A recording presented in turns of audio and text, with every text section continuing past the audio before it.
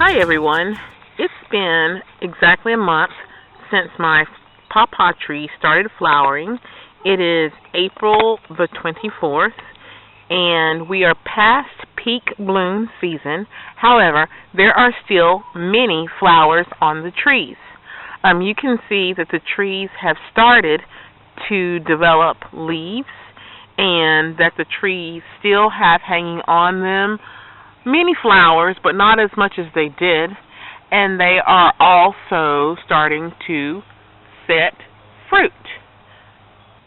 So on this tree, you see a flower that is ready to be pollinated. You see an immature flower, not quite ready to be pollinated. And you see a fruitlet. And I just want to let you know that just because you see a fruitlet that's like this, it does not mean that this fruitlet is going to set. As you know, pawpaws must be cross-pollinated. If a pawpaw is not cross-pollinated and instead is pollinated with its own pollen, the fruitlet will still do this, and the fruitlets will separate. But then, if it's self-pollinated, I find that this is about where fruitlet development stops. If this is not pollinated well or not cross-pollinated, this fruitlet will not really grow anymore, and then it'll kind of brown, shrivel up, and drop off. A cluster like this. This cluster, I'm pretty sure, has been sufficiently pollinated and will develop into fruits.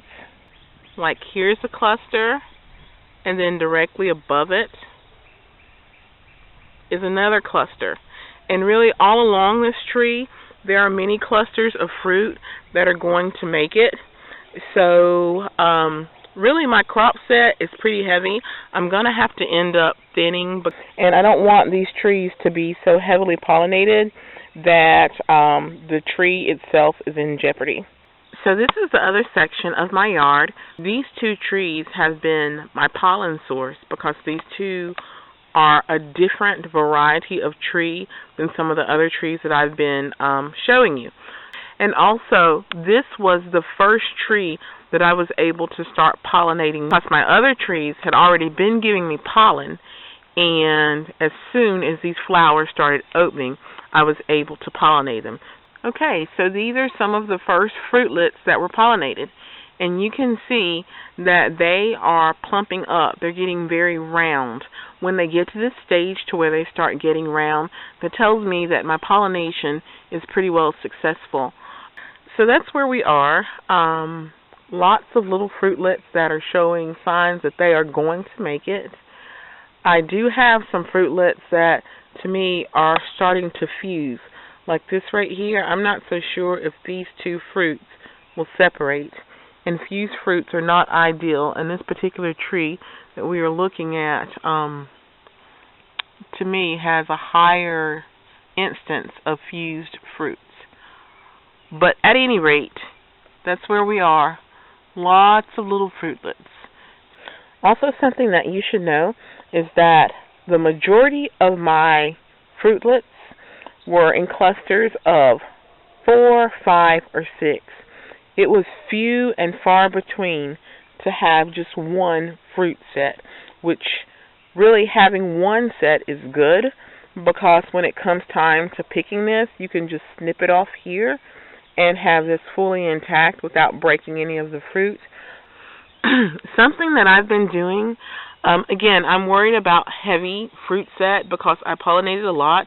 So what I've been doing is really breaking off some of the little fruitlets, some of the weaker ones. And you can see right here is a brown circle. That was a former fruitlet, and to me it looked a little subpar compared to the others, so I pretty well just broke it off. For instance, you see this cluster of fruit in front of you, and if I look, to me, this little fruit right here seems a little substandard compared to those. So what I just do is just take it and just snap it off. It'll snap right off. So now this cluster only has 3 remaining fruits. And the reason why I'm thinning is A, you don't want too much fruit on the tree to where it zaps the life out of the tree.